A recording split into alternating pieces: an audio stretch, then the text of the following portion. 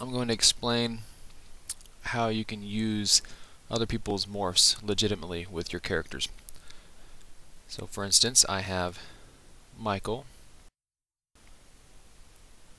and let's say I wanted to build something based off of him. I just wanted maybe a little bit of Michael 6, and then I wanted some weird adjustment on the teeth or something. There we go, that's perfect. And I want the feet to be big. Alright, so the proper way to do this is not to export this out as an OBJ and then bring it back in as a morph. The better way, because as you can see, the bones move with these morphs, right? So the easier way is actually just to basically take a snapshot of your character at this stage and put that on a new property. And then anybody dials up that new property, it'll dial up all these different mixtures of properties that you've dialed up. So, let me show you how to do that. Okay, so I have everything dialed up just how I like it, and then I'm going to go in the parameters pane. I'm going to go into edit mode. So you right click on here and say edit mode. And then once you're in here, you can actually go into where you want this property to be. I'm going to put it in actor people real world. Okay, right click and say create new property, and I'm going to name this CTRL.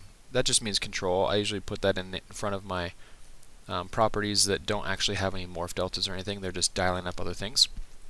Say control my character, and I'm going to go ahead and make my label more reader friendly.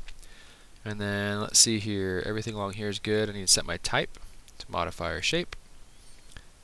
Go down here, I don't want it to go in the negative, so I'm just going to put my minimum value at 0, my max at 1, and I don't like it to be percentage, so I'm just going to say no on that one, and create it. Now if I click on this, now I can drive it. Well, nothing's happening right now. But if I right click on it on this property and go down to ERC freeze, it pops this dialog up and it automatically fills it out with this property, the property that's going to control everything, as the CTRL my character, and it puts all the properties in here and it gives them the correct values. So if I hit accept and then I grab this property and dial it off, there you go. So now anybody that gets this property from me will be able to dial up my character exactly how I envisioned it. And that's how you do this in a way that still requires people to have purchased Michael 6 or any other products. And that way you're not going to rip anybody off. And then once you're done, you can save your character. So I'm going to go File, Save As, Support Asset, Morph Asset. And then I choose which asset directory I want to save into. I'll go with my dad's content, that's fine for now.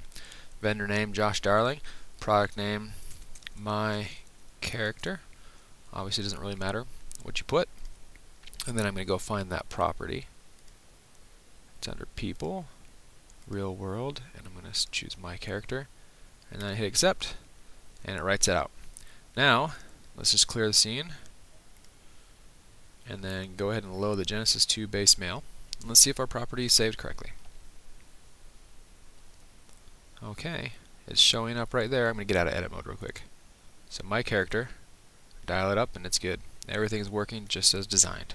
Now if you also want to save a character preset, basically a file that shows up over here in the smart content or in the content library, that you can double click and it just loads automatically, then what you do is you dial this up and then you go in your content library, people, Genesis 2 mail, characters, go to character preset, say Josh, I don't know if I can do apostrophes, let me try it, character.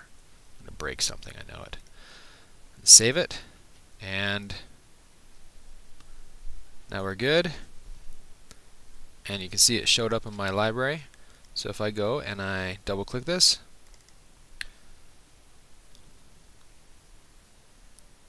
the figure loads up, all dialed up and ready to go. And the nice thing with saving a character preset So if I go and I pose my figure and I'm all, man, this is really messed up, I don't like this, and I hit Control-Shift-F, or that's restore, or you can right click on here and say restore figure. If I do that, he still keeps all of his morphs dialed up, but he resets his pose. And so that's really handy to have a character preset do that. And that is how you set up your own custom character using other people's morphs.